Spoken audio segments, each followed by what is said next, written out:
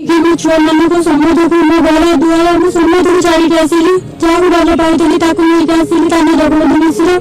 ହେଲେ ତା ଭରସାରେ ମୁଁ ଏଠିକି ଆସିଥିଲି। ହେଲେ ସେ ଏବେ କୁଆଡେ ଯାଇଛି, କଣ କରୁଛି ମୁଁ କିଛି ଜାଣିନାହିଁ। ନା ନା ଭାଉଜ, ତମେ ଜମା ବ୍ୟସ୍ତ ହୁଅ ନାହିଁ। ତମେ କେତେ ଭରସା ବିଶ୍ୱାସ କରି ତା ସାଥିରେ ପଳେଇ ଆସିଛ। ପିଲା, ସ୍ୱାମୀ, ଘର ସଂସାର, ଶାଶୁ ଶ୍ୱଶୁର, ପରିବାର ଛାଡିକି ପଳେଇ ଆସିଛ। ଆଉ ସିଏ ତମ ବିଶ୍ୱାସ ଟି ଭାଙ୍ଗିବ? ତମେ ଯେମିତି ତମେ ତାକୁ ବିଶ୍ୱାସ କରି ଆଇଛ, ସିଏ ନିଶ୍ଚିତ ତମ ବିଶ୍ୱାସ ଟି ରଖିବ। କିନ୍ତୁ ତ ସେଇପା ତମ ପାଖେ ପରୀକ୍ଷା ନଉଛି। ଆଉ ତମେ ଟିକେ ଅପେକ୍ଷା କର। ଆଉ ଅପେକ୍ଷାର ଫଳ ବା କଥାରେ ଅଛି, ଅପେକ୍ଷାର ଫଳ ବା ବହୁତ ମିଠା।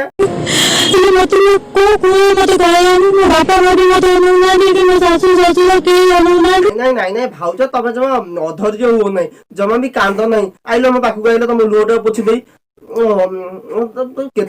ପିଲାଟା କେତେ କାନ୍ଦିଲେ କହିଲ, ଆଖିରୁ ଲୁହ ଧାର ଧାର ହେଇକି ବୋହିଗଲାଣି। ଆଉ ତମେ ବ୍ୟସ୍ତ ହୁଅନି। ଶାଶୁ ତମେ ଯୋଉ କର୍ମ କରିଛ, ଶାଶୁ ଶ୍ୱଶୁର ତମକୁ ପଚାରିବେ କଣ, ଘରେ ପୁରେଇବେନି।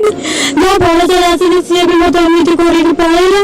ସେ କୋଉଠି ଅଛି, କଣ କରୁଛି ମୁଁ କିଛି ଜାଣିନି। ଏ ଭାଉଜ, ତମେ କେତେ ବିଶ୍ୱାସ କରି ଜଣକୁ ଆସିଥିଲ, ସିଏ ଶେଷରେ ତମ ବିଶ୍ୱାସ ଭରସା ଭାଙ୍ଗିଦେଲା।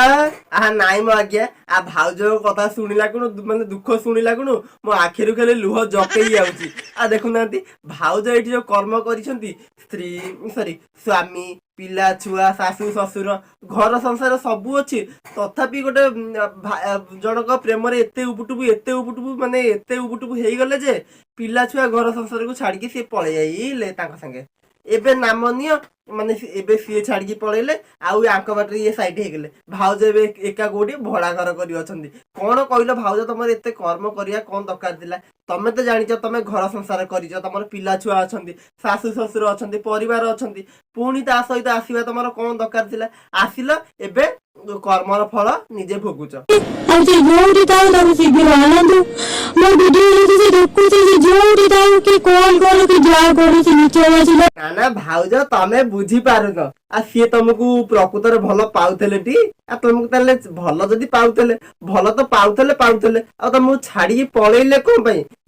ନିଶ୍ଚିତ ତମେ ଗୋଟେ ଗଡବଡ କରିଥିବ।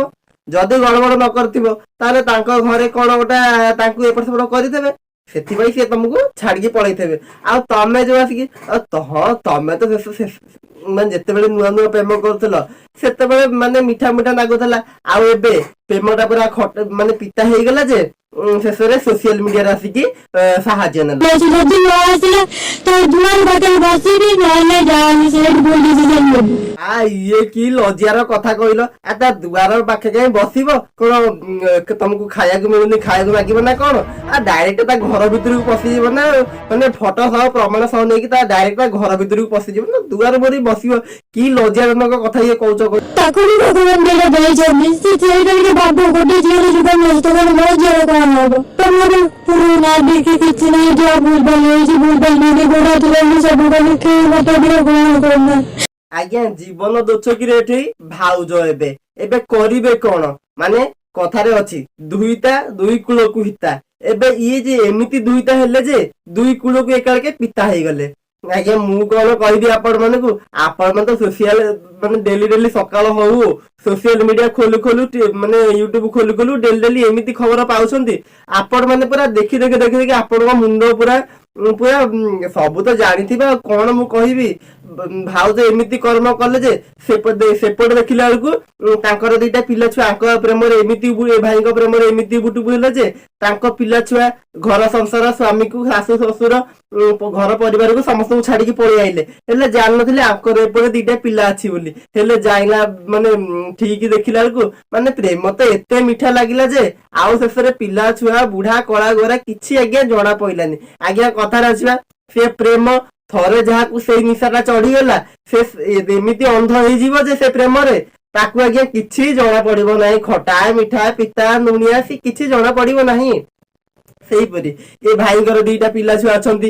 ତାପରେ ଏ ଭାଇ ଆକୁ ଭଲ ପାଉଥିଲେ, ଏମିତି ଆକୁ ଆକର୍ଷଣ କଲେ ଯେ, ଇଏ ଭାଉଜ ବି ତାଙ୍କ ପ୍ରେମରେ ଉବୁଟୁବୁ ହେଇକି ପାଗଳ ହେଇଗଲେ। ତାପରେ ଆଙ୍କୁ ପ୍ରେମ କଲେ, ଆଙ୍କୁ ନେଇକି କିଛି ରଖିଲେ, ଖୁସିରେ ଚଳିଲେ। ତାପରେ ସେ ଭାଇ ଏବେ କୁଆଡେ ତାଙ୍କ ମାନେ ଭାଉଜଙ୍କୁ ଛାଡିକି ପଳେଇଲେ। ଆଉ ଭାଉଜ ଶେଷକୁ କିଛି ମାନେ କୋଉଥର ଆଶ୍ରୟ ନେଇ ପାଇଲେନି, ଶେଷକୁ ସୋସିଆଲ ମିଡିଆରେ ଆସିକି ଆଶ୍ରୟ ନେଲେ। ତାପରେ ଯାହା ହେଇଥିଲା କଣ ହେଇଥିଲା କଣ ନାହିଁ ସବୁ ଆସିକି ଗାଳି ପକେଇଲେ। ଆଜ୍ଞା ଆପଣ ମାନଙ୍କୁ ଏତିକି ଅନୁରୋଧ କରାଯାଉଛି, ଆପଣ ମାନେ ଯୋଉ ଭଉଣୀ ମାନେ ଯୋଉ ଭାଇ ମାନେ ଅଛନ୍ତି ଏମିତି କେହି ବି କରନ୍ତୁ ନାହିଁ, କାରଣ ଜଣଙ୍କ ଜୀବନ ଏଠି ବର୍ବାଦ ହେଇଯିବ ଶେଷରେ। କିନ୍ତୁ ତମେ ଆଗକୁ ବର୍ବାଦ ନହବ ବୋଲି କିଏ ଜାଣିଲା। ତେବେ ଆଜ୍ଞା ଆମର ଆଉ ଅଧିକ କିଛି କହିବାର ନାହିଁ, ଏତିକିରେ ରଖୁଛୁ ଭିଡିଓଟି। ଜୟ ଜଗନ୍ନାଥ। ଯଦି କିଛି ଭିଡିଓ ମାଧ୍ୟମରେ କହିବାରେ ଭୁଲ ଥିବ ଆପଣ ମାନେ କ୍ଷମା କରିବେ ଓ ପୁଣି ଦେଖାହବା ନେକ୍ସଟ ଭିଡିଓରେ।